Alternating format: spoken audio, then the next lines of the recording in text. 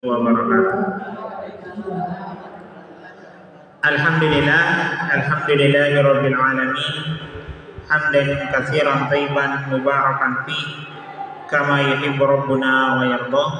Asyhadu an la ilaha illallah wahdahu la syarikalah wa asyhadu anna Muhammadan abduhu wa rasuluh la nabiyya ba'dah.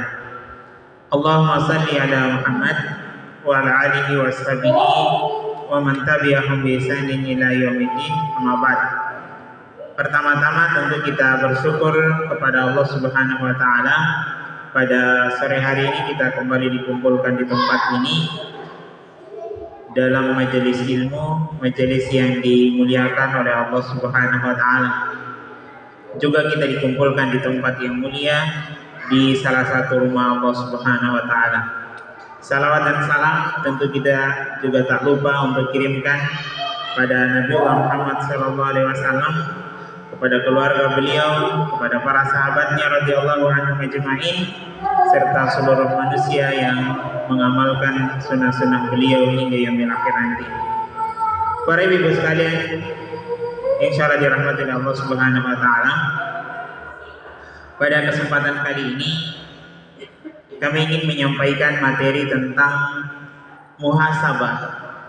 Ya, muhasabah atau introspeksi diri. Kita sekarang sudah berada di penghujung tahun 2023, juga menuju Ramadan itu kurang lebih sudah tidak cukup lagi 100 hari. Ya, kurang dari 100 hari menuju bulan Ramadan. Seakan waktu-waktu yang kita jalani itu begitu cepat. Hari-hari yang kita lalui tidak terasa, berlalu begitu cepat, dan kita menyadari bahwa waktu berjalan, umur berkurang. Kurang lebih seperti itu pemahamannya. Jadi jangan kita membayangkan bahwa waktu bertambah itu umur juga bertambah, tidak. Kalau angka dia bertambah, sejatinya itu dia berkurang. Karena ketika kita di rahim ibu kita, dalam hadis sudah dijelaskan bahwa Allah Subhanahu wa taala telah mengutus malaikat untuk meniupkan ruh, dan salah satu yang ditetapkan adalah ajalnya. Sehingga ketika kita hidup di dunia, porsi waktu itu sudah ditentukan sebelum kita berada di dunia. Maka dari itu, perjalanan waktu yang terus bertambah sejatinya itu mengurangi kesempatan hidup kita di dunia. Maka dengan ini, para jamaah sekalian yang dirahmati Allah Subhanahu wa taala, penting bagi kita untuk bermuhasabah. Muhasabah itu maksudnya introspeksi diri. Introspeksi diri dengan menyikapi perjalanan waktu yang begitu cepat, dan salah satu tanda hari kiamat adalah waktu yang berjalan berputar begitu cepat. Salah satu tandanya itu. Angkanya sama, 1 hari 24 jam, tidak berubah. Tetapi suasana dan perasaan kita itu yang berbeda. Serasa begitu cepat. Itu salah satu tanda hari kiamat. Semakin dekat dengan hari kiamat, waktu itu semakin cepat terasa berputar. Begitu cepat. Dan itu kita sudah rasakan saat ini. Kita merasa Ramadan itu belum lama. Sedangkan kita baru masuk 2023. Sekarang kita sudah berada di akhir, sudah mau masuk lagi 2024. Cepatnya waktu berputar. Maka dari itu penting bagi kita untuk bermuhasabah atau mengintrospeksi diri. Bagaimana hari-hari yang kita jalani, sisa-sisa waktu yang Allah berikan kepada kita, apa yang telah kita lakukan yang lalu, apa yang telah kita persembahkan, yang kita telah torehkan hari ini, apa yang kita usahakan, dan masa depan apa yang telah kita persiapkan. Kurang lebih seperti itu. Jamaah sekalian yang saya dirahmati Allah Subhanahu wa taala, mengapa kita perlu untuk muhasabah? Mengapa penting bagi kita untuk mengintrospeksi diri? Kenapa sampai muhasabah ini menjadi ciri khas? Jadi orang-orang soleh terdahulu kebiasaan mereka itu ada porsi dalam hidup mereka muhasabah, introspeksi. Alasannya jemaah sekalian yang dirahmati oleh Allah Subhanahu wa taala itu kembali kepada sifat dasar manusia. Mengapa introspeksi penting? Dalam Quran surat Al-Ahzab ayat 72, Allah Subhanahu wa taala menyebutkan dua karakter utama dari manusia itu. Karakter utamanya, dan itu sudah menjadi bawaan sejak lahir. Semua manusia membawa karakter itu. Ya. Apa itu? Kata Allah Subhanahu wa taala, "Innahu kana zaluman jahula." Ya, innahu kana zaluman jahula. Al-Ahzab ayat 72. Kata Allah Subhanahu wa taala, sungguh manusia itu zalim dan jahil.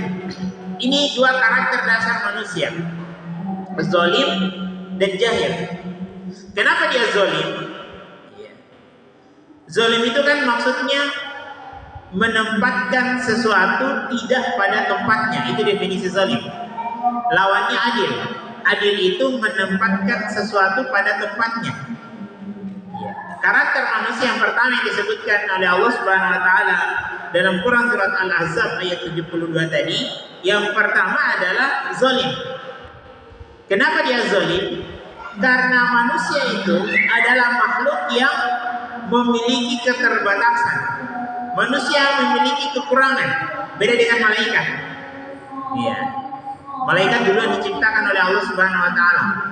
Malaikat itu karakternya la ya'suna Allah ma amarahum wa yaf'aluna ma yu'marun. Malaikat itu senantiasa taat, tidak bermaksiat, apa yang Allah perintahkan dikerjakan, tidak pernah membangkang. Itu karakter dasar malaikat, tidak bermaksiat. Tetapi manusia beda. Manusia itu zalim. Kenapa? Karena manusia punya potensi untuk salah. Manusia punya potensi untuk terjatuh dalam dosa dan maksiat. Dan itu karakter manusia zalim. Ya. Kemudian yang kedua, selain zalim, karakter dasar bawaan manusia adalah jahil.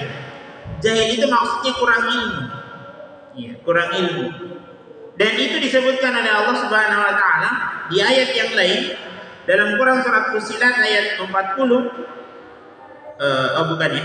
Surat An-Nahl ayat 78. An-Nahl ayat 78, kata Allah Subhanahu wa taala ketika menyebutkan bayi yang lahir. Setiap kita kan terlahir dari rahim ibu kita. Allah menyebutkan wallahu akhrajakum min butuni ummahatikum la ta'lamuna syai'a. Kata Allah Subhanahu wa taala, dan Allah mengeluarkan kamu dari perut ibumu dalam keadaan tidak mengetahui sesuatu apapun.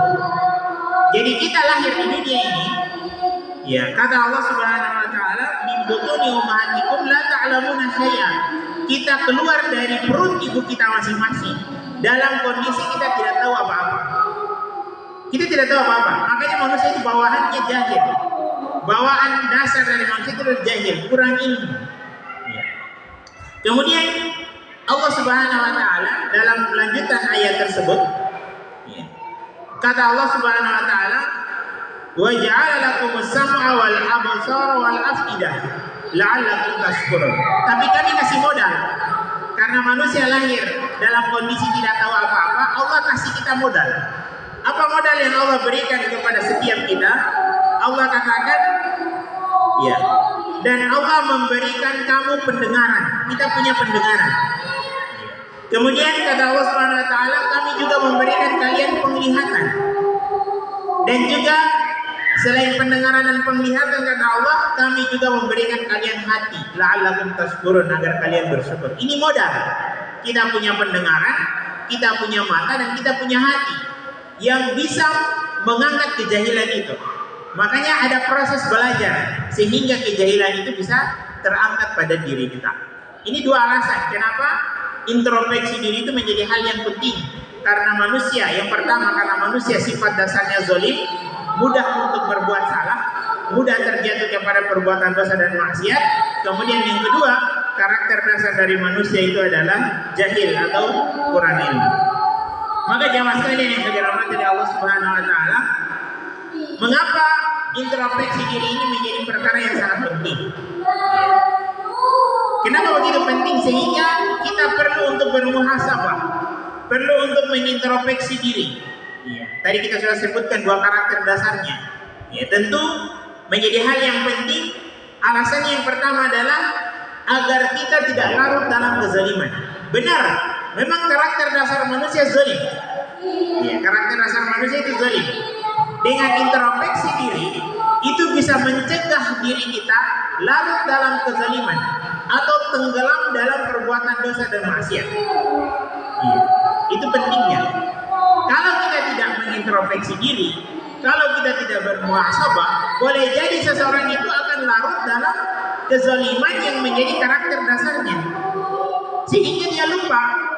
Bahkan dia menyangka dirinya tidak salah, dia menyangka dirinya biasa-biasa saja, padahal dia sudah jauh dari jalan Allah Subhanahu wa taala. Introspeksi diri inilah yang kemudian mengembalikan dirinya kepada jalan Allah Subhanahu wa taala agar dia tidak larut dalam kezaliman tersebut, tidak larut dalam perbuatan dosa dan maksiat. Karena kita manusia harus sering diingatkan. Kalau tidak diingatkan, ya sudah begitu nanti kondisinya. Itu yang pertama. Kemudian yang kedua, dengan introspeksi diri itu kita akan terus memperbaiki diri. Ada perbaikan. Kan sasaran dari introspeksi itu adalah perbaikan. Kita mengetahui di mana kelemahan kita, di mana hal kurangnya kita, sehingga dari introspeksi diri itu kita berharap bahwa kita akan lebih baik. Dan itu sudah disebutkan oleh Nabi SAW bahwa manusia yang baik itu adalah manusia yang hari esoknya lebih baik dari hari ini. Kenapa bisa muncul seperti itu? Karena introspeksi. Kalau kita tidak melakukan introspeksi diri, maka boleh jadi hari esok lebih buruk dari hari ini. Dan itu manusia yang tercela. Manusia yang baik adalah hari esoknya itu lebih baik dari hari yang dia jalani hari-hari ini. Itu bisa terjadi karena introspeksi diri tadi.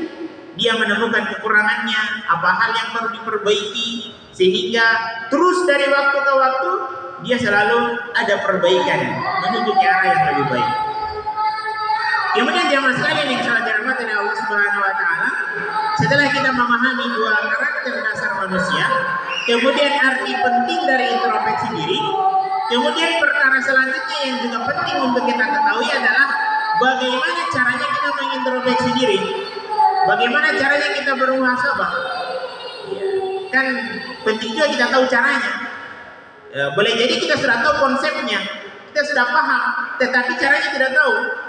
Maka kita sampaikan juga bagaimana cara kita bermuhasabah atau mengintrospeksi diri.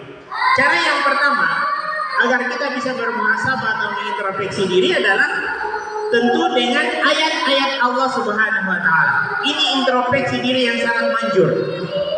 Dengan menggunakan ayat-ayat Allah Subhanahu wa taala. Dan ayat-ayat Allah Subhanahu wa taala itu ada dua. Ada dua. Jadi kalau kita menyebut ayat-ayat Allah Subhanahu wa taala itu ada dua. Dan ini kita gunakan untuk mengintrospeksi diri. Yang pertama, ada yang disebut dengan ayat-ayat kauniyah. Apa itu ayat-ayat kauniyah? Ayat-ayat kauniyah ini alam semesta.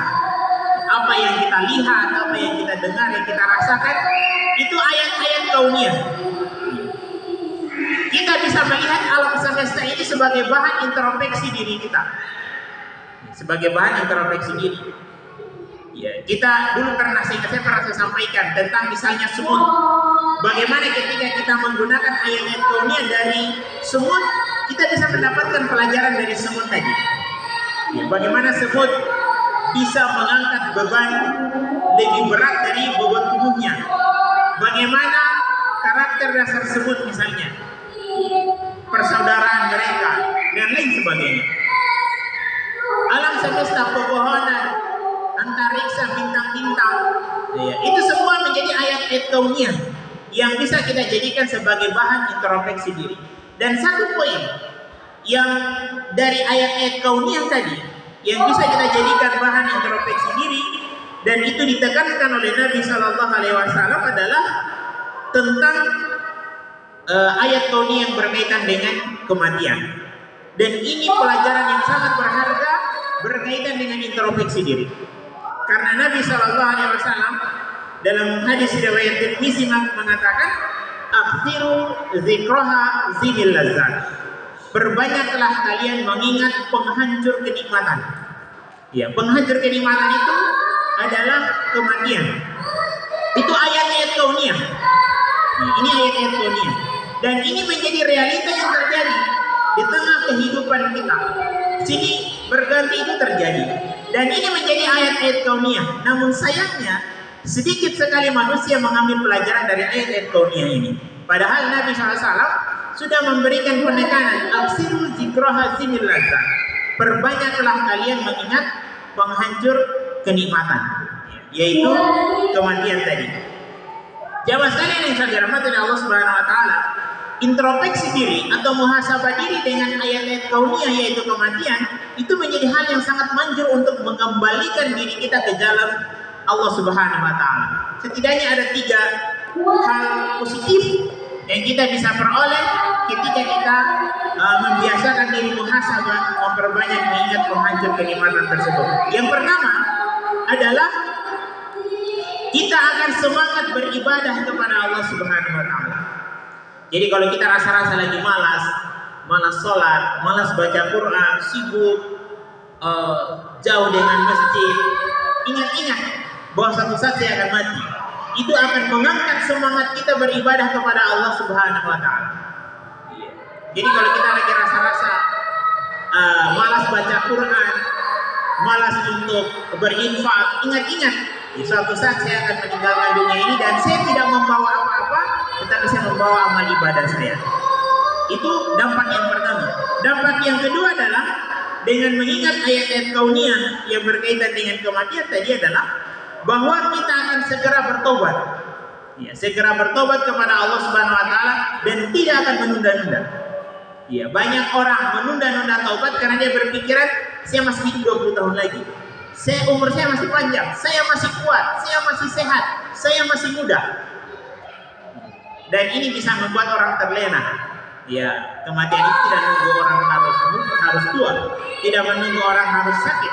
Ya, tapi dengan tadi maka kita akan segera bertobat kepada Allah Subhanahu wa taala, tidak akan menunda-nunda. Itu efek yang kedua. Kemudian efek yang ketiga adalah kita akan menjadi pribadi yang qanaah.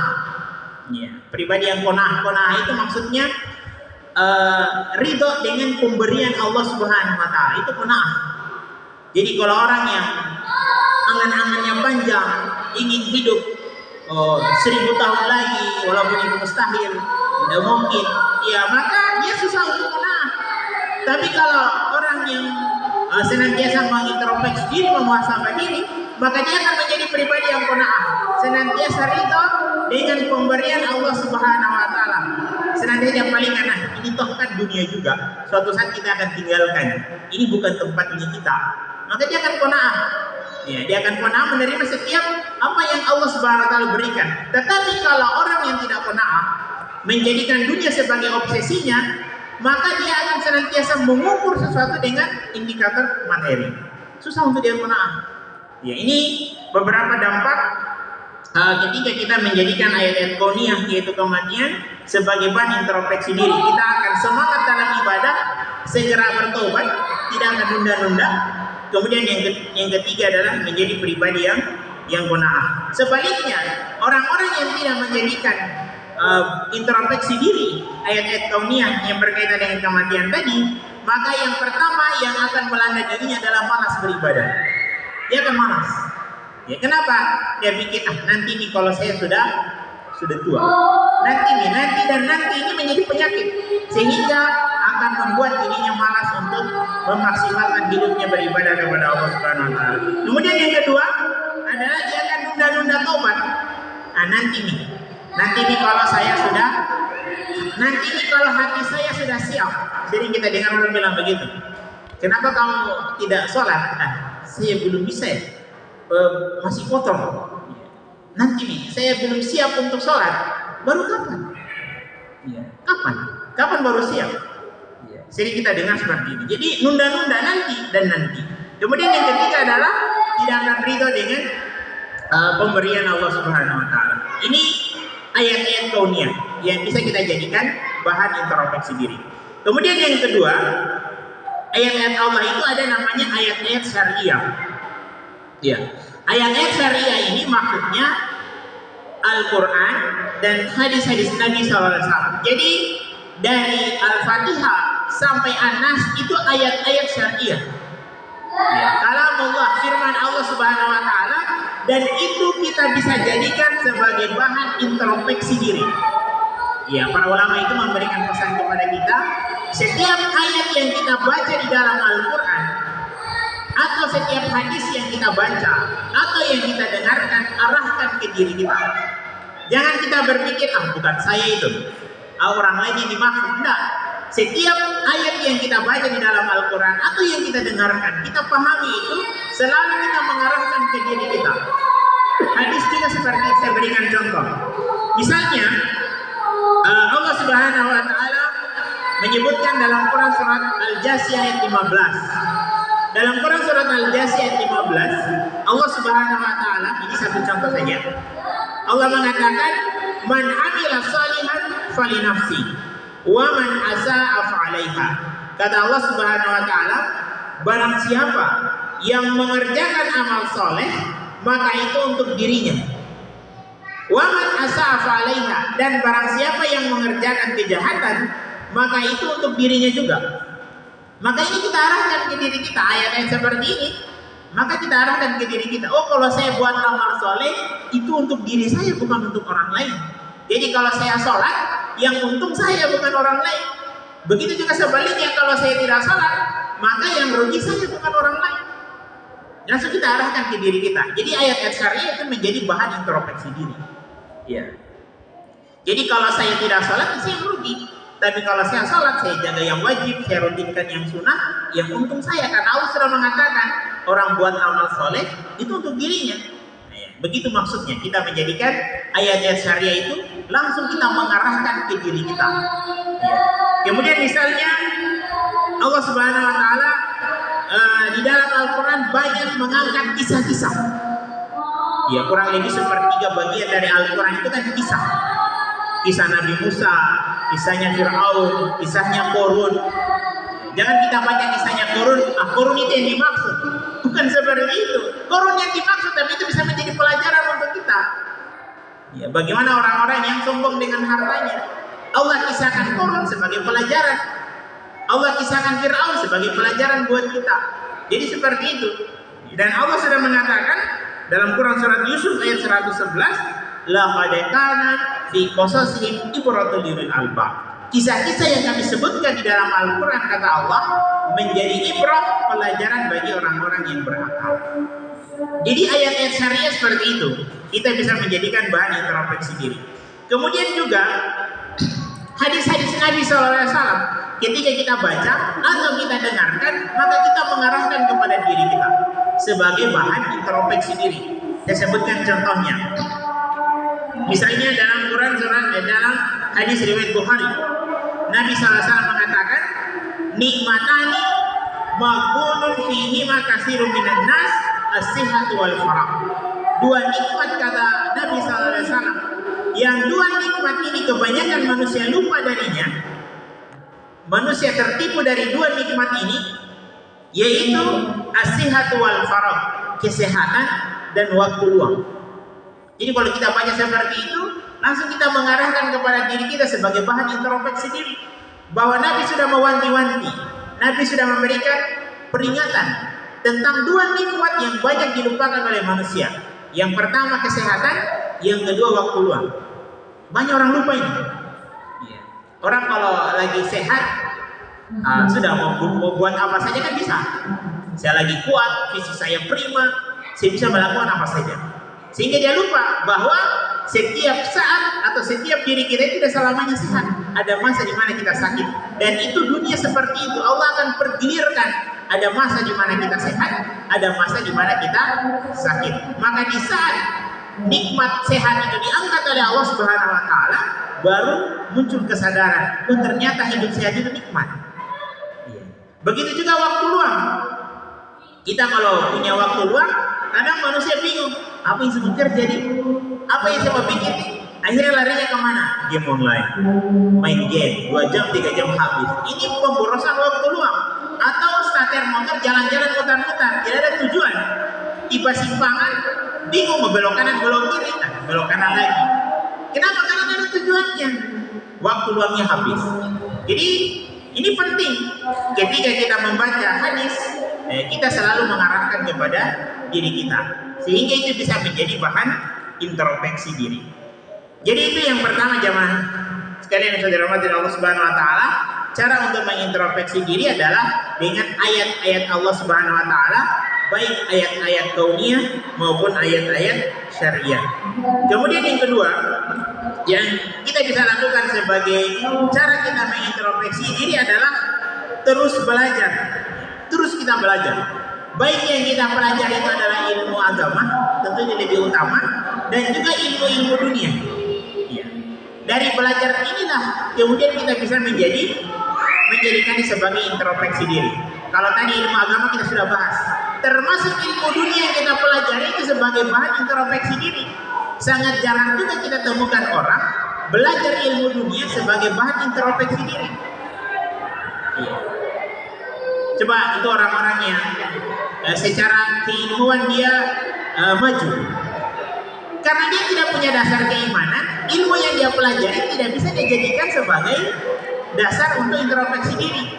Misalnya disebutkan contoh para astronot, itu astronot kan sudah sampai di langit, ya langit dunia, meneliti ciptaan Allah Subhanahu wa taala, tapi tidak bisa memahami, tidak bisa menjadikannya sebagai bahan introspeksi diri.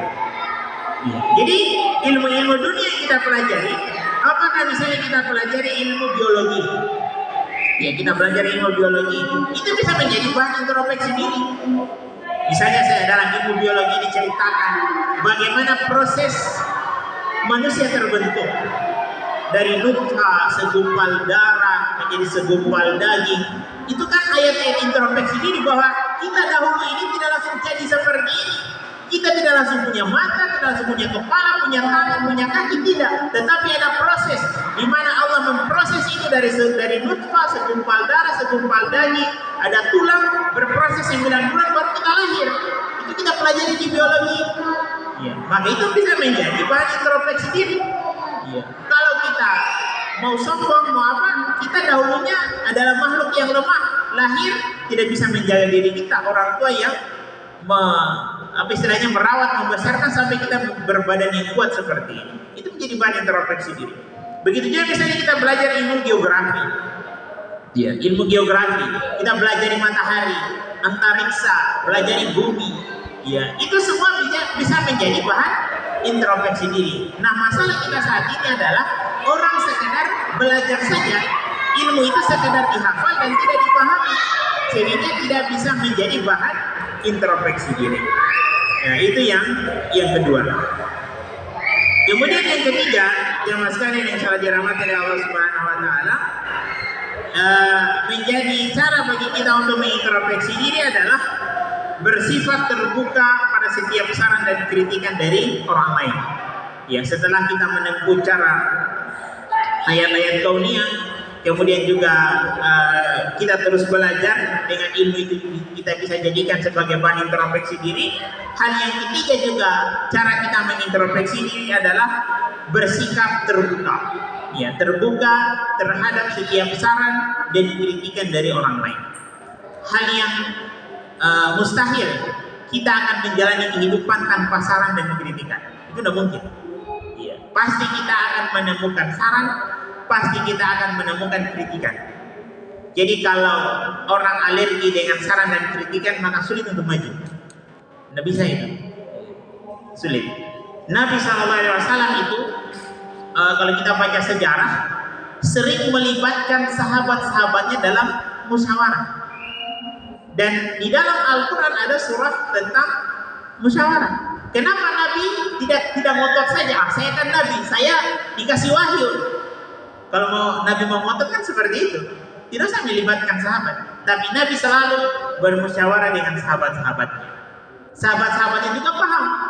Ketika Nabi memutuskan sesuatu, sahabatnya tanya, wahai Rasul, ini firman Allah atau pendapat pribadi? Kalau Nabi mengatakan ini firman Allah, maka mereka no comment. Kenapa? Karena itu tidak bisa dibantah. Tapi kalau Nabi mengatakan ini pendapatnya, maka sahabat memasukkan saran. Sama ketika perang Badar. Perang Badar itu Nabi sudah memutuskan sesuatu, bagaimana posisi pasukan. Tetapi para sahabat tidak setuju, maka sahabat bertanya, apakah penempatan pasukan ini adalah wahyu dari Allah atau pendapat pribadi engkau ya Rasul? Ya, Nabi mengatakan ini pertimbangan pribadi saya. Maka mereka memberikan saran pada sahabat, ya, bahwa ini bukan posisi strategisnya pasukan. Sehingga Nabi mengikuti pendapatnya para sahabat setelah diberikan penjelasan-penjelasan dan posisi mereka dirubah dari posisi sebelumnya ke posisi yang baru sesuai dengan pertimbangan-pertimbangan hasil musyawarah tadi. Ini bagaimana Nabi bersikap terbuka terhadap setiap saran dan kritikan dari sahabat-sahabatnya, dan ini menjadi bahan untuk introspeksi diri. Ya, kenapa? Karena lagi-lagi bahwa sebagaimana kita sebutkan di awal tadi, manusia itu bukan makhluk yang sempurna. Ya, saran dan kritikan itu adalah merupakan hal yang sangat wajar. Hanya terkadang ya kita itu sangat sulit ya, dan itu memang karakter manusia sangat sulit untuk menerima saran dan kritikan. Ada analogi kapal laut dengan air laut. Ini analogi yang sangat luar biasa. Jadi kapal laut itu jamaah sekalian yang dirahmati Allah Subhanahu wa taala, kapal laut itu tenggelam bukan karena banyaknya air laut. Ya, jadi kapal laut itu ya memang karena dia berlayarnya di laut, di atas laut. Jadi bukan berarti ya, kapal itu mau tenggelam karena samudranya besar, enggak. Tetapi kapal itu tenggelam kalau dia membiarkan air laut itu masuk dalam badannya, dalam lambung kapal, baru dia tenggelam. Sehingga yang membuat kapal tenggelam itu adalah bukan karena banyaknya air laut, tetapi ada air laut yang masuk di badan kapal. Ya. Apa analoginya? Analoginya adalah ya, setiap saran kritikan dari orang lain dengarkan, ya, dengarkan, tetapi jangan dijadikan sebagai bahan untuk melemahkan kita. Kalau kita langsung masukkan dan kita tampung, ya maka itu bisa menenggelamkan diri kita. Seperti halnya tadi kapal, ya kapal itu bisa tenggelam bukan karena banyaknya air laut, tetapi air laut yang masuk di badan kapal tersebut. Maka kita dengarkan. Kalau itu misalnya benar, ya kita timbang, maka kita terima. Tapi kalau tidak, itulah kita tinggalkan saja. Ya, jadi seperti itu jamaah sekalian yang dirahmati Allah Subhanahu wa taala. Kemudian di bagian terakhir, ya kapan kita bermuhasabah? Ya, setelah kita mengetahui caranya, ya maka kita juga mungkin tanya-tanya kapan kita harus muhasabah. Ya, kita harus muhasabah setiap saat. Kapan saja? Ya, kapan saja muhasabah itu harus senantiasa kita lakukan. Tidak bisa nunggu harus akhir tahun. Ya. Nanti bisa nanti akhir tahun 2023 baru saya muhasabah. Nah, kalau tidak sampai 2023. Ya. Jadi muhasabah itu setiap saat, kapan saja dan di mana saja kita bisa bermuhasabah, mengintrospeksi diri. Ya kalau meminta waktu, ya boleh kita memilih waktu-waktu tertentu. Misalnya di sepertiga malam boleh. Itu lebih luar biasa ketika Allah turun ke langit dunia. Ya kita bisa bermuhasabah di situ dalam kondisi yang hening, yang suci, yang sunyi. Ya kita bisa bermuhasabah. Atau kita bisa ketika itikaf di masjid. Itikaf ini kan tidak mesti nunggu waktu bulan Ramadan. Di waktu-waktu seperti ini boleh kita itikaf. Kita masuk masjid, kita sudah niat saya mau itikaf 2 jam. Saya mau itikaf di waktu antara maghrib dengan isya. Boleh kita gunakan waktu muhasabah. Oh habis sholat isya saya tidak mau langsung pulang. Saya mau itikaf nanti jam 10 baru saya mau keluar. Ya, boleh seperti itu. Jadi itikaf itu tidak mesti di bulan Ramadan. Kita bisa gunakan untuk momen-momen introspeksi diri seperti itu. Satu golongan dari 7 golongan yang diberikan naungan oleh Allah Subhanahu wa taala di yaumil akhir nanti, dalam hadis disebutkan adalah seseorang yang mengintrospeksi dirinya, yang merenungi dirinya, kemudian dia menangis. Itu satu golongan dari 7 golongan yang dinaungi oleh Allah Subhanahu wa taala di yaumil akhir nanti. Ketika saat itu dan naungan adalah orang-orang yang memuhasabah dirinya, ya, kemudian dari introspeksi diri itulah kemudian dia menyadari sampai kemudian dia berlinang air mata, kemudian dia meresapi kesalahan-kesalahan dirinya, kemudian dia memperbaiki dirinya untuk lebih baik di masa-masa yang lebih yang akan datang. Kemudian yang terakhir, paling terakhir adalah Nabi SAW menyebutkan dalam hadis riwayat Tirmizi, al-kayis man dana nafsahu wa amila lima ba'dal maut, bahwa orang yang cerdas bukan orang yang pintar. Ya, beda cerdas dengan pintar. Ya. Orang yang cerdas kata Nabi SAW adalah al-kayyis mandana nafsahu, adalah orang-orang yang senantiasa mandana nafsahu, mengintrospeksi dirinya, memuhasabah dirinya, menghitung-hitung dirinya, ya, wa amila lima ba'dal maut, dan dari hasil introspeksi diri itu dia melahirkan amalan untuk persiapan kehidupan setelah kematian. Jadi itu orang yang cerdas. Orang yang cerdas kata Nabi seperti itu. Jadi kalau kita mau menjadi orang yang cerdas, ya sering-sering introspeksi diri. Tapi bukan hanya sekedar introspeksi diri, harus ada hasil dari introspeksi diri. Apa hasilnya? Amalan, melahirkan amal soleh untuk persiapan kehidupan setelah kita berpulang ke dunia ini. Jadi manusia itu sebagai penutup, manusia itu menjalani dua kehidupan dan dua kematian. Ya, kematian yang pertama adalah pada saat kita tidak berbentuk apa-apa. Kita belum dikenal sebagai satu makhluk. Itu kematian yang pertama. Kemudian ada kehidupan yang pertama. Kehidupan yang pertama ketika kita menjalani seperti ini, kehidupan yang pertama dari rahim ibu kemudian kita muncul ke dunia. Setelah itu kita akan menjalani kematian yang kedua. Ketika Allah mencabut ruh kita dan kita berpisah dengan dunia. Setelah itu kita akan menjalani kehidupan yang kedua. Ketika Allah membangkitkan kita di yaumil akhir nanti. Setelah itu tidak ada lagi kematian. Hidup terus itu. Kalau setelah itu, setelah kita menjalani dua kematian dan dua kehidupan tadi. Ya. Penduduk neraka minta kepada malaikat Malik, ya Malik, liyaqdi alaina rabbuk. Wahai Malik, mintakan kepada Tuhanmu agar kami mati saja supaya selesainya azab neraka. Malik mengatakan, qala innakum makisun. Kalian akan tetap di neraka sampai selama-lamanya. Jadi tidak ada lagi kematian setelah dua kematian dan dua kehidupan tadi. Ini menjadi bahan introspeksi diri bagi kita semua, bagi kami yang berbicara dan kepada kita sekalian, bahwa introspeksi diri dan muhasabah itu menjadi hal yang sangat penting dalam mengawal perjalanan hidup kita sampai kemudian kita berjumpa dengan Allah Subhanahu wa taala di yaumil akhir nanti. Saya kira ini yang bisa disampaikan, semoga bermanfaat. Hadanallahu wa iyyakum ajmain. Subhanakallahumma bihamdik, asyhadu an la ilaha illa anta, astaghfiruka wa atubu ilaik. Wa akhiru da'wana alhamdulillahi rabbil alamin. Wassalamualaikum warahmatullahi wabarakatuh.